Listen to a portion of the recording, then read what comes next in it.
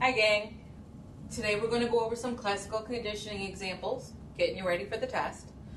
Remember, classical conditioning is learning through association, and I have an example here that's different than what we covered in class. This is for my marketing people or my business people. Remember the unconditioned stimulus and response, unconditioned stimulus, unconditioned response. That's a natural situation. So Christmas, presents, the natural response to Christmas and presents. Happy, excited.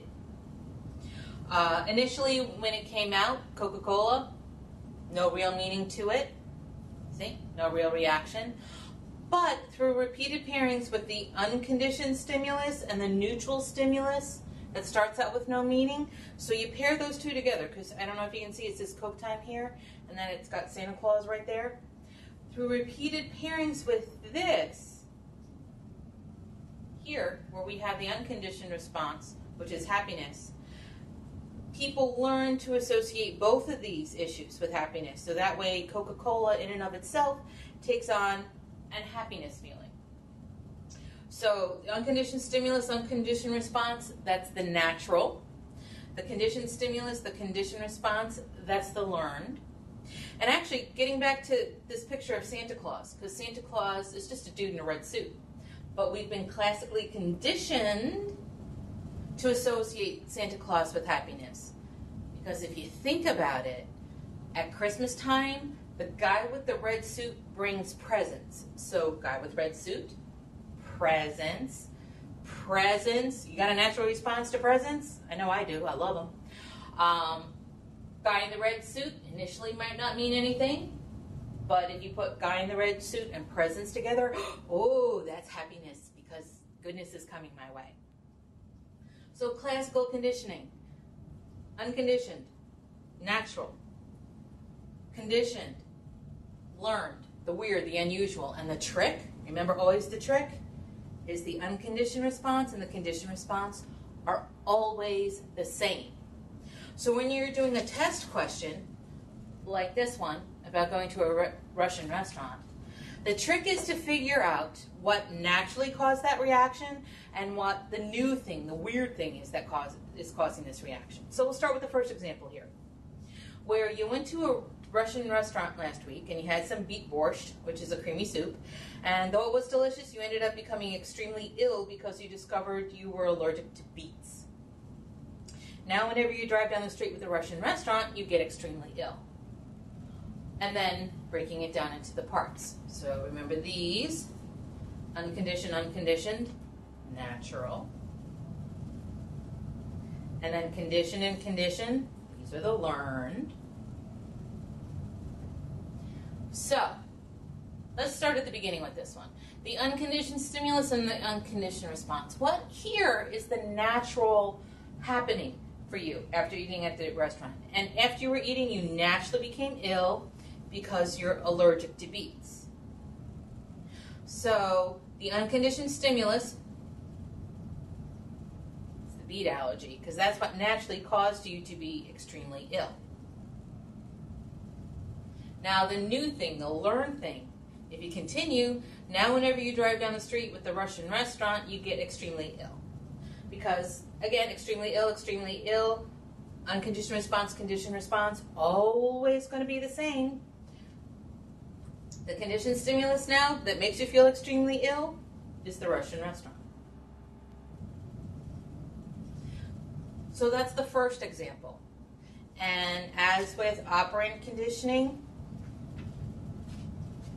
I said if you understand it, feel free to stop at any point, but I'm going to be doing more examples so you can keep going if you want to, because I have 4 more examples here. Like this one here. When you were little, your Aunt Sheila would tickle you every time a commercial was on TV for a pet store. You like tickles because they make you laugh. Now, whenever you see a commercial for a pet store, you laugh. Now on the test,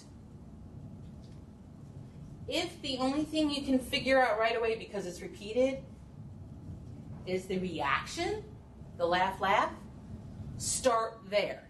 Because you know, for both the natural and the learned situation, the responses are the same. So we know here, the response here has to be laugh. The response here has to be laugh. So figure out what's the natural thing that causes you to laugh. Right here, you like tickles because they make you laugh. So tickles make you laugh. Just happens. Now what's the new thing, the weird thing that you laugh about? If you go back up here, you'll see, now whenever you see a commercial for a pet store, so the pet store commercial, that's the new thing, the weird thing that makes you laugh.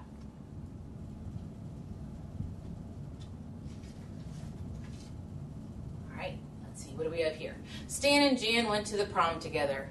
While dancing to the Harlem Shake, okay, so this is a little dated, by Bauer, they got into a big fight and Stan walked away angry. Now when Stan hears or watches a YouTube of Harlem Shake, he feels angry. Remember? Unconditioned stimulus, unconditioned response to go together. Conditioned stimulus, conditioned response go together. These two will be the same. So, on this one, let's go with the responses first. And if you'll notice, twice, angry. So, feeling angry is going to be the response in both cases. Now, what naturally made Stan feel angry? Got into a big fight. So the big fight naturally made him feel angry. So then now what's the new thing, the weird thing that makes him feel angry? That right here. Watches. Here's our watches. It's the Harlem Shake.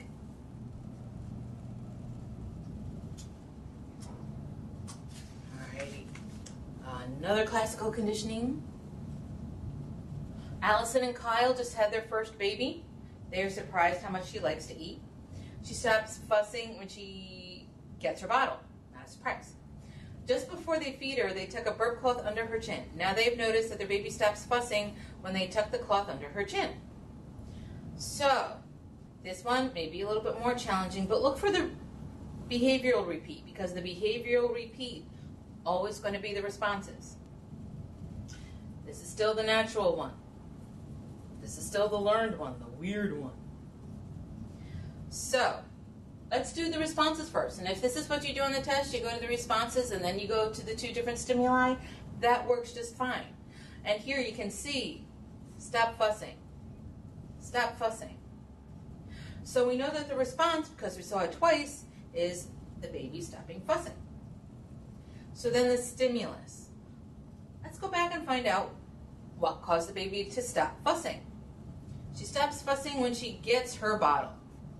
Let's see. So the baby's bottle causes her to stop fussing. Makes sense. But now, what's the new thing that's not the bottle, that's learned, that causes her to stop fussing? And if you read, they've noticed that their baby stops fussing when they tuck the cloth under her chin. So now, the burp cloth under the chin is enough to stop the baby fussing. Again, it's learning through association. And this is the last one coming up about lovely Nicole. Her favorite thing to do at Grandma's house is make Rice Krispie treats with lots of marshmallows. She always laughs when she is with her grandmother because she is so fun. Now whenever Nicole smells marshmallows, she laughs.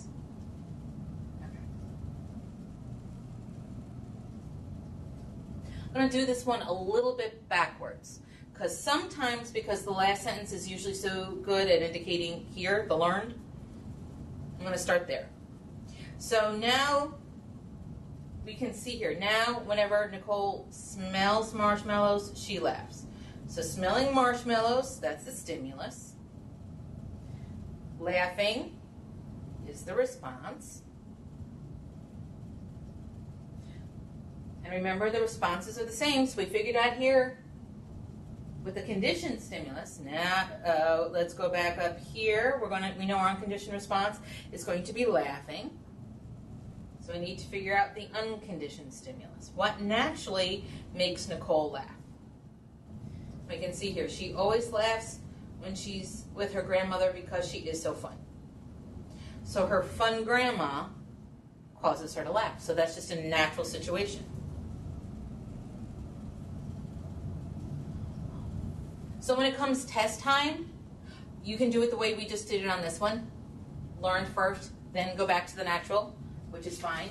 You can do it like we did on most of these, where we started with the responses and then figured out what naturally caused the response and then the new weird learned thing that caused the response. Or on this one, where we started right from the beginning with the natural reaction. However you do it, it's going to lead you to the same results. Whether you start with the responses, you start with the natural, you start with the learned. Because ultimately in classical conditioning, this relationship, the unconditioned, the conditioned, and then the connection between the two, it doesn't change. It stays steady. So if you can figure it out any one of those ways, you're good to go. So thank you, and bye.